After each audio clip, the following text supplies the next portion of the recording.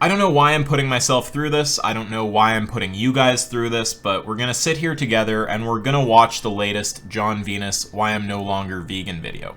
I call it the latest because he did this before, but apparently he didn't quit right the first time, so he's back to quit again, and we're gonna see what he has to say. Let's check it out. I'm not here to judge you for doing whatever you feel is right for you, your family, and your community. I'm not here to tell you what is objectively right or what is wrong. Oh, well, obviously, if he's not judging us, it would be completely unfair for us to judge him. It's not like someone could be, or at least present as if they are, non-judgmental, while simultaneously being totally deserving of judgment. It's not like that's possible or anything. That would be crazy. And I'm not here to listen to your, arguments and to your opinions either. Well, I guess it's your prerogative to not be willing to listen to arguments and not want to hear anyone else's opinion. But I don't know if YouTube is the best place for you.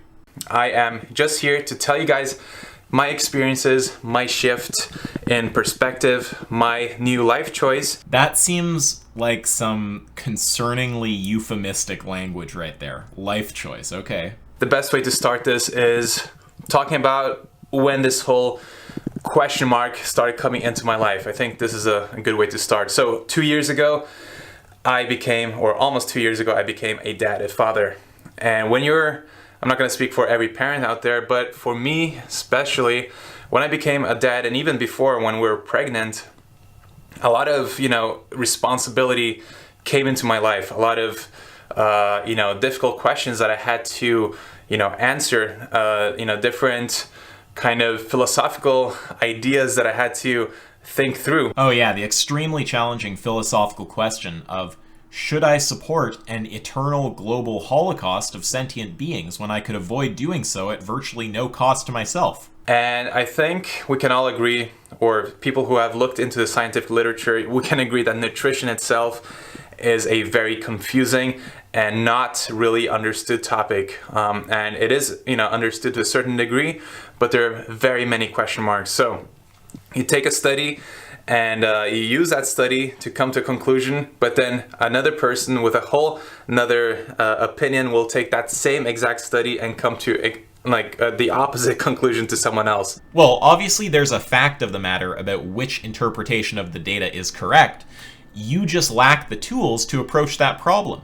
So maybe what would be smarter than concluding that nutrition is just a mess and no sense can be made of it would be for you to acquire the tools to interpret that data, or if you don't want to do that, to speak to experts who can interpret the data. A lot of times when you're vegan, especially for me, I love that phrasing. A lot of times when you're vegan, especially for me, it's as if it's just something that you turn on and off. A lot of times when you're driving, right? That's what it sounds like.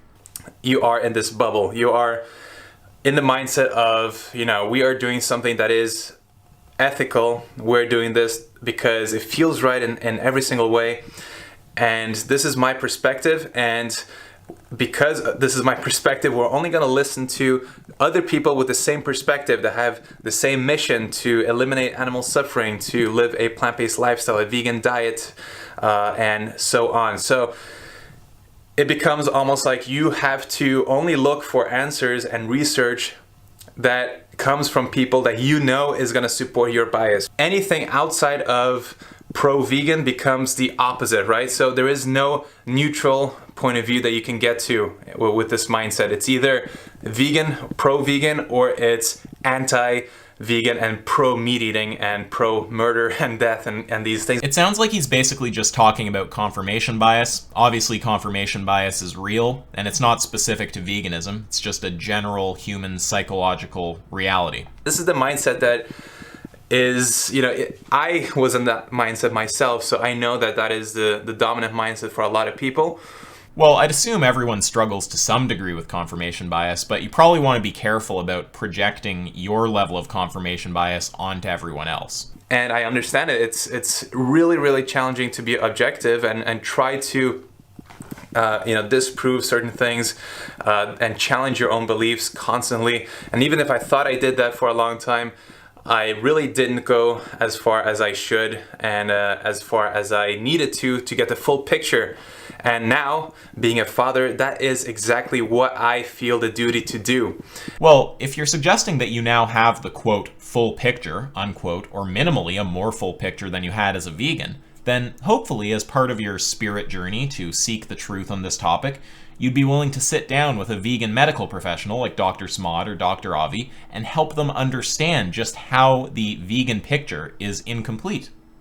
If you want such a conversation, just message me via any of the links down below and I'll set it right up for you. And unfortunately, as we know, and as I've talked to you guys about in podcasts and different things, I have never claimed that the science, proves that a vegan diet, a 100% vegan diet is the best for optimal health. But I truly believed it for the, last 4 years. I think the last year I've been questioning a lot of things, but for the vast majority of the time that I was vegan, I really actually believed that it was optimal for human health because that is what we're being sold. Big organizations like the American Dietetics Association, all that mixed together makes it extremely easy to just believe 100% that you are doing the right thing.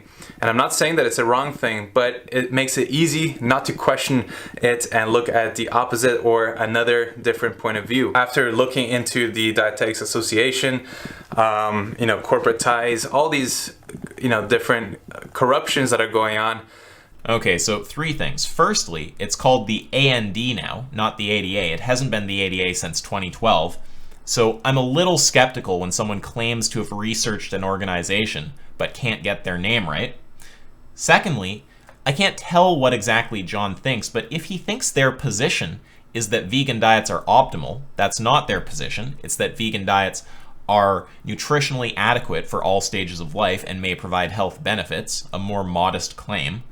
And thirdly, we don't need to appeal to the A&D at all. We can just argue via the actual research, which is why you should either learn to interact with that research yourself or speak to experts who do know how to interact with it. And looking at the science for, children especially, because this is the reason why I started questioning everything, there is extremely little science, and I am not convinced at all by the science that is used to support those claims.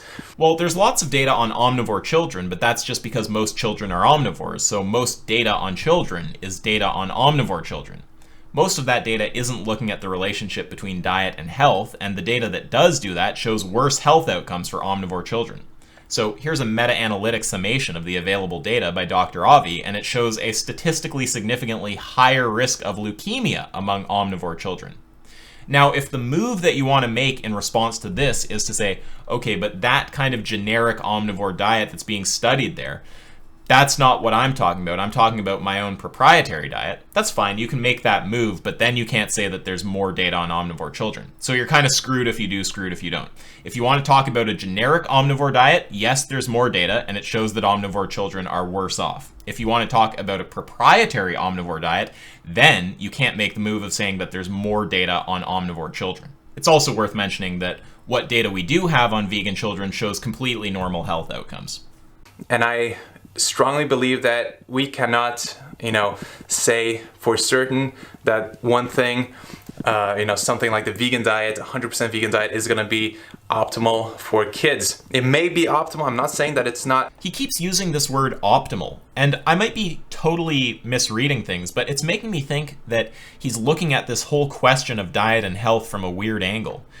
The data's not going to show you that one hyper-specific diet is optimal for health. If it ever shows that, it'll be long in the future after far more data has been collected and analyzed, and it might not ever say that, right? It could be that even with total knowledge, there would be a range of optimal diets. What the data has done is it's allowed us to start from the space of all possible diets and narrow that space down to a smaller space that optimizes for health as well as we currently know how to. Now, if you think that vegan diets have been pushed out of that smaller space, that's what we'd need the argument for. And we look up to so many vegan parents that are doing an amazing job raising vegan kids, and we respect them so much. We're all trying to come from a place of compassion and love and trying to make the world a better place. Compassion? Love? Trying to make the world a better place? All right, John. So I'm not saying, that this is a horrible and that I know that it's a dangerous thing. All I'm saying is that if I'm trying to be as objective as possible, this is not something that I, as a parent, as a father, am comfortable with doing. I'm not comfortable of dismissing, hundreds of thousands of years or even millions of years of a certain, eating pattern. Oh God, the cringe arguments have begun. Now, I have to say, I don't understand how someone can spend years of their life as a vegan and not encounter the most basic level anti-vegan arguments in existence, or less charitably, who could manage to encounter them and not understand why they're wrong. John, do you think that something is good because we've done it for a long time? And additionally, the diet that carnists are eating is nothing like our historic diet anyway.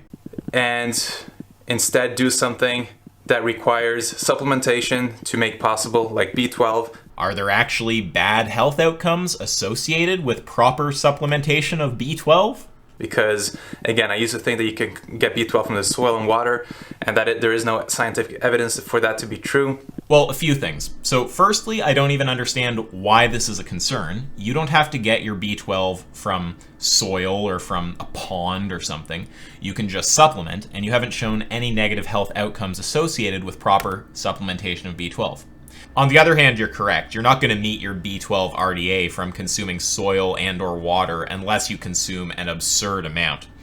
And speaking more broadly, the notion that prior to technology we were getting our B12 herbivorously seems extremely implausible. As far as I can tell, that's just some kind of weird, vegan myth that's been generated out of an ideological commitment to the notion that humans are herbivores, which ironically is not something you have to believe in order to make good arguments for veganism, but whatever.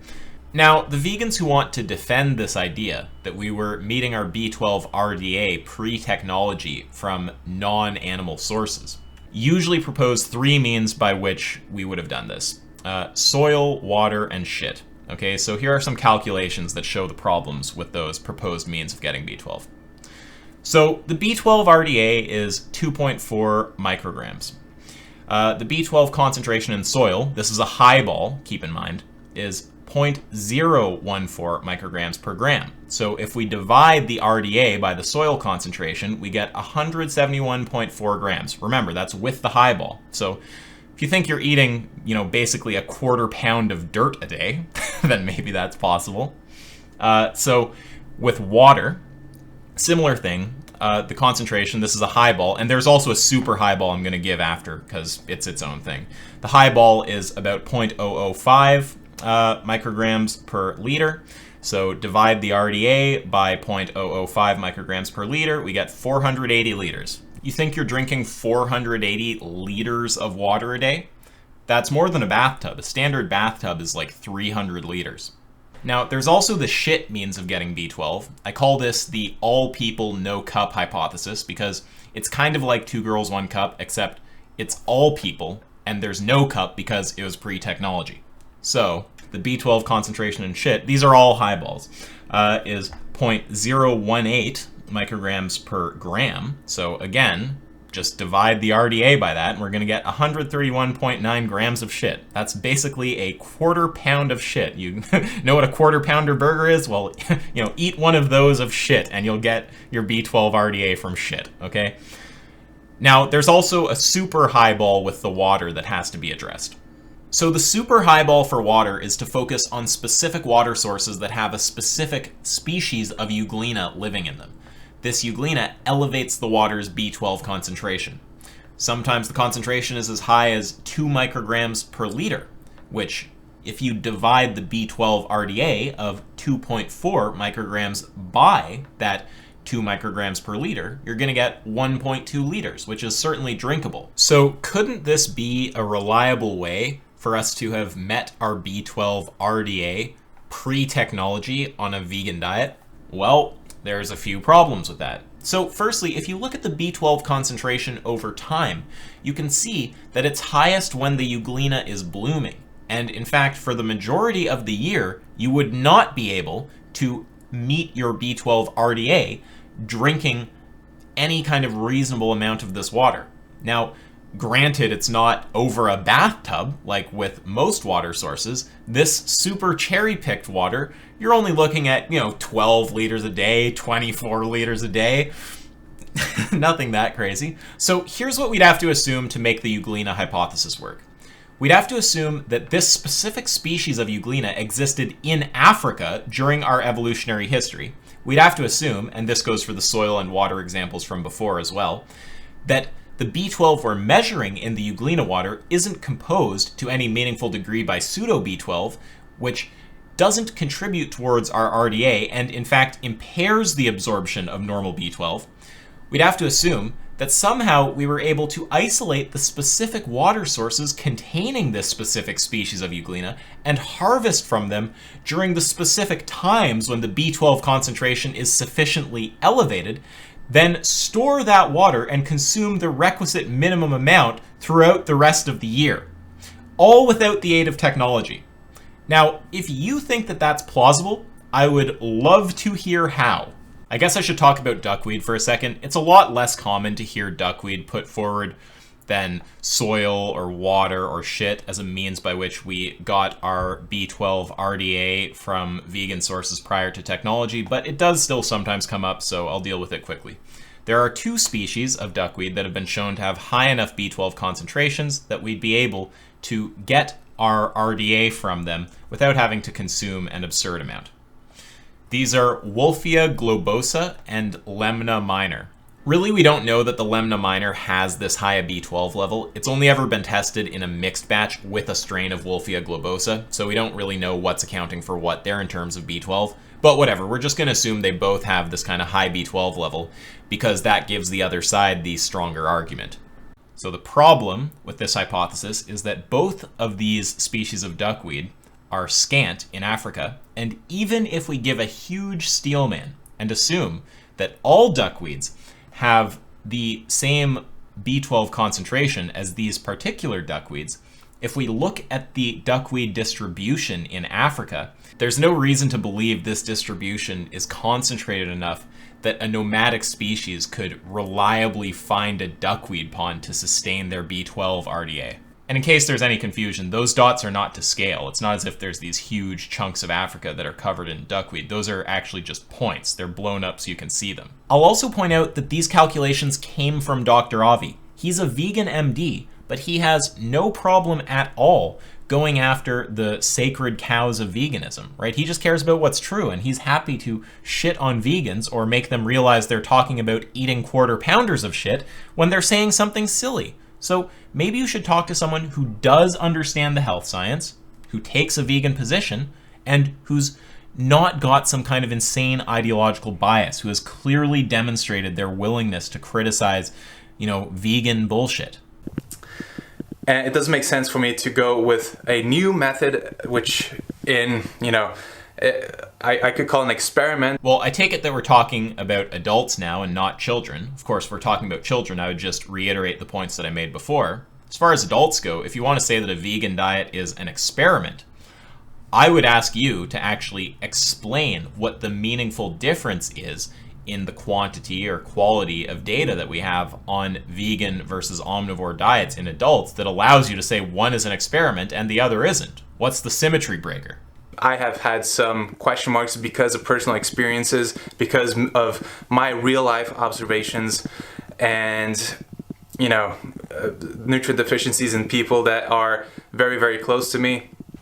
And I don't want to give any personal information, so I'm not going to talk in detail about any of that. And I just don't want to be responsible or even seem like I am saying that this is the better way for kids to grow up. Well, if you don't want to make any statements about what the best way to raise a kid in terms of nutrition is because you don't have any understanding of the topic, then that's fine. I, of course, totally understand that.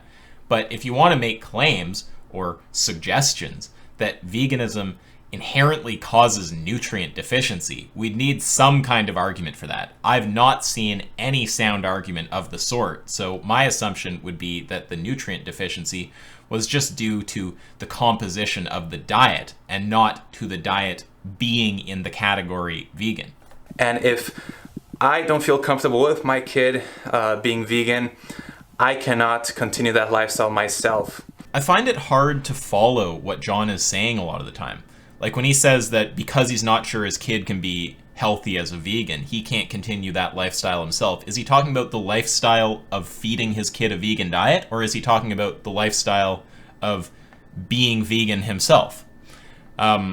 Obviously, if it's the latter, I just have no idea how we got from point A to point B, right? Why would it be that a concern about your kid's health somehow translates into you can't be a vegan? Just, I'd love you to explain that one.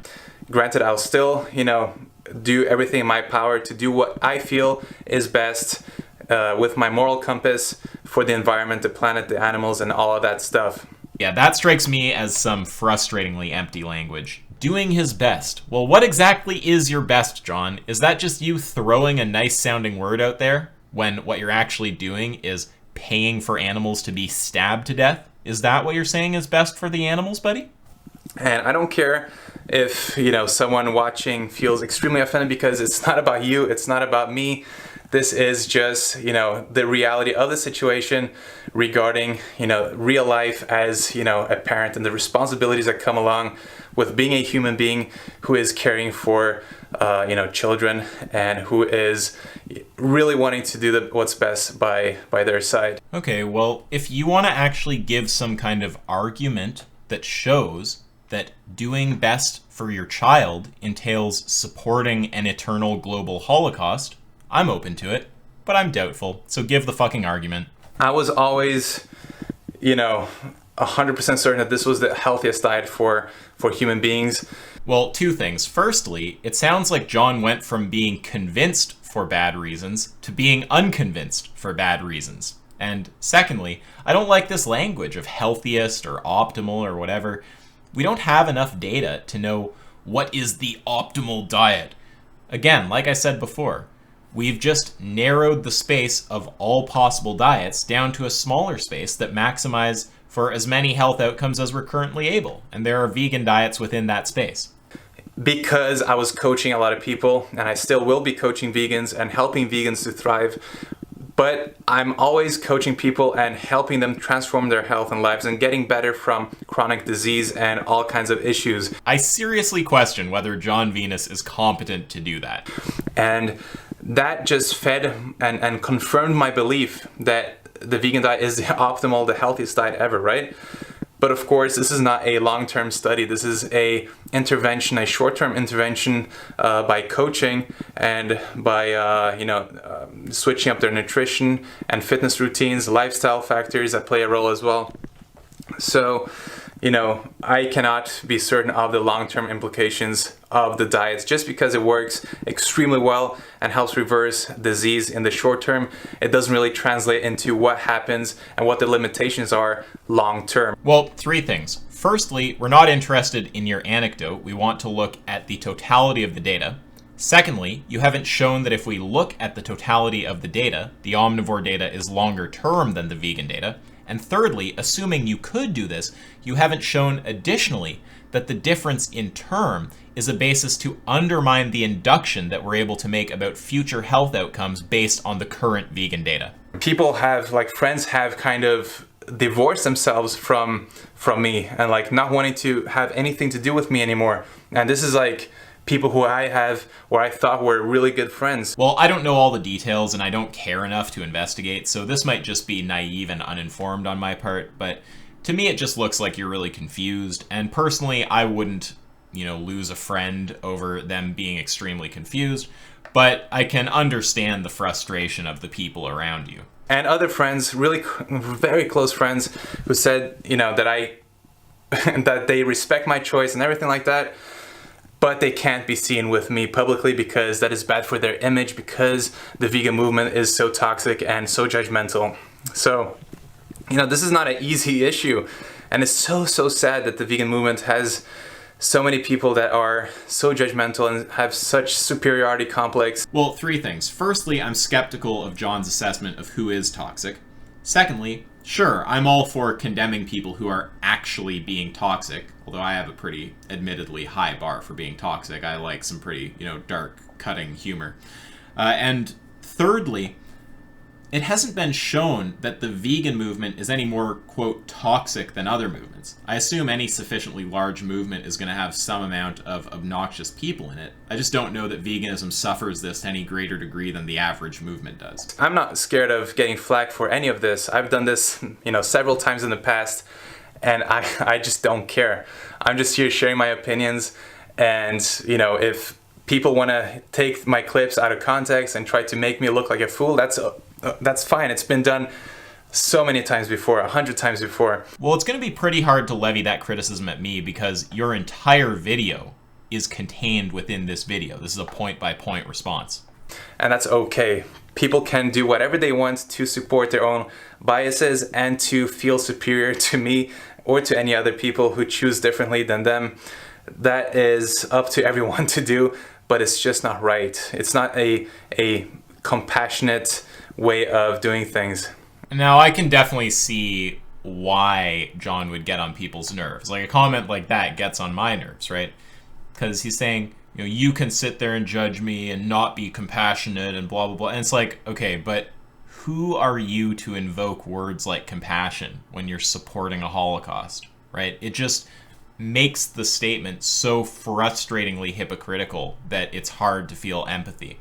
Luckily, I'm chilling, so I'm feeling empathetic, but I can certainly see how someone would get really fucking annoyed by that. And it's not a way that reflects the core principles of veganism that got me attracted to the whole thing in the first place, of compassion and love and all these things. I'm still living the same, life in terms of core principles, still the same mission, trying to spread positivity, compassion, love, and health to everyone who watches and follows along this channel. Now, this is where I have some hope. If John's values are the same, then it sounds like it's just his assessment of the facts that's leading him to weird conclusions, right? Like, if you have some value, I want to maximize well-being, but you have some wrong assessment of the facts, like, punching someone in the face maximizes well-being, then you'll act wrongly, but it's not because you have bad values, it's because you're confused about the facts.